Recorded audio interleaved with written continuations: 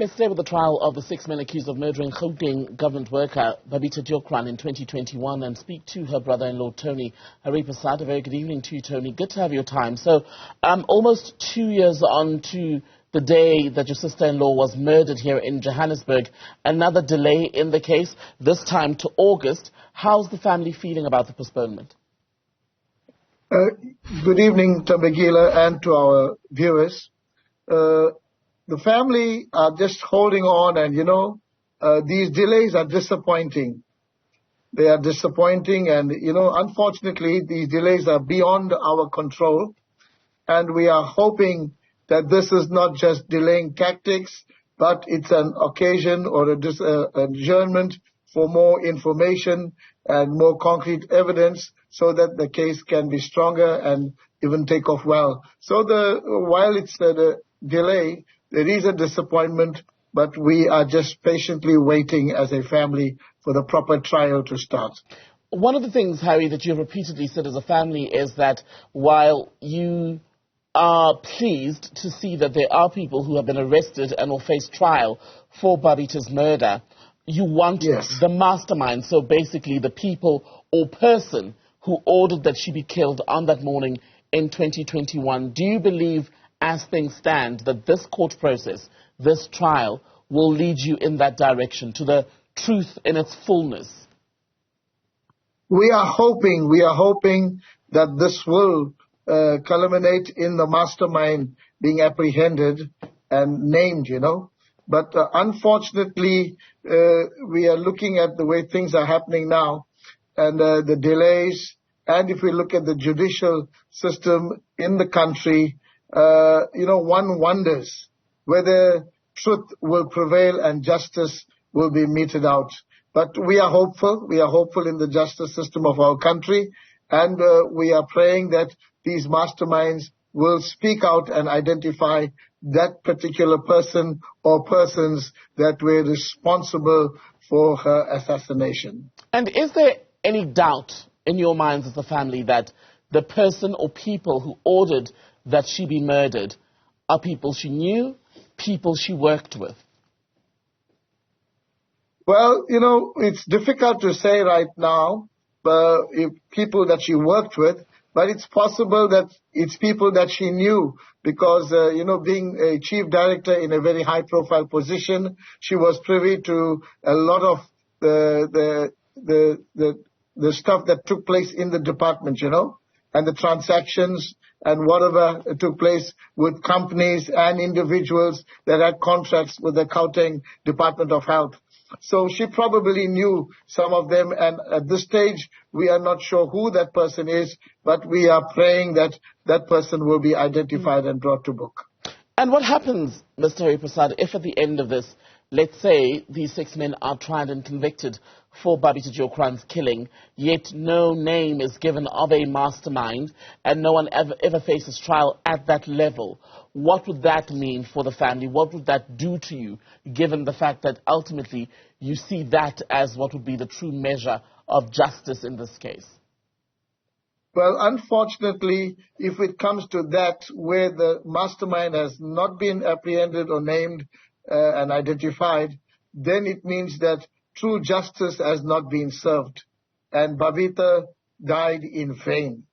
It will be a very sad thing, not just for our family and for those concerned citizens of this country, but for people that are watching South Africa internationally, following this case internationally. It will also show that, that people that perform these acts can just get away, and we hope that it doesn't come to that. It will not bring closure to us. Let's put it that way. And as all of this is going on, I referenced right at the beginning of our conversation that next month, August, will be exactly 2 years since the country woke up to news that Babita Deokaran, your sister-in-law, a loved one, a family member, had been killed just outside her home. 2 years on, how are you as a family coping? It's difficult every day. The memories of what happened on that fateful day are still fresh with us every day. And when we as a family think about this or talk about this, it brings a lot of pain and hurt to us. especially at this point in time. Her daughter is now turned 18. She's in metric, and this is the time she needs her mother. And she was very attached to her mother. But we feel the pain for the child as well in her metric year. But we're also grateful that the child has settled in very well with her aunt and her uncle, and she has a very supportive family around her. But, if you ask me how we feel, we are still hurt like the first day this all happened as a family. And you mentioned her daughter, who was just 16 when her mother was killed, I think, after she Yes. just dropped her off at school, right? That's right, How yes. does she reflect, how does she feel about the ongoing criminal process? I think the child is very saddened and disappointed, to say the least, because she didn't expect her mom to be taken away from her in this gruesome manner. But she's a very strong child. We must say that. Her mother brought her up very well, independent and a very strong child.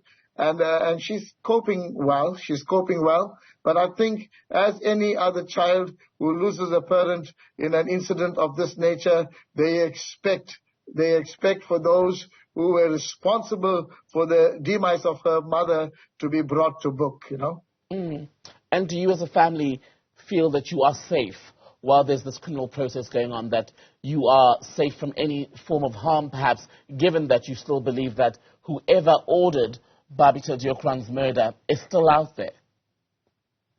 Well, you know what?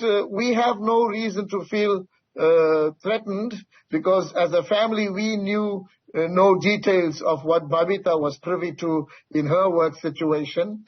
And, there's nothing that we can do at this stage, or there's no information that we are withholding at this stage. So as a family, the perpetrators have no reason. They have no reason to intimidate the family or even go after the family, because what she worked with and what she was involved with and that which she reported to the Special Investigation Unit was unknown to the family.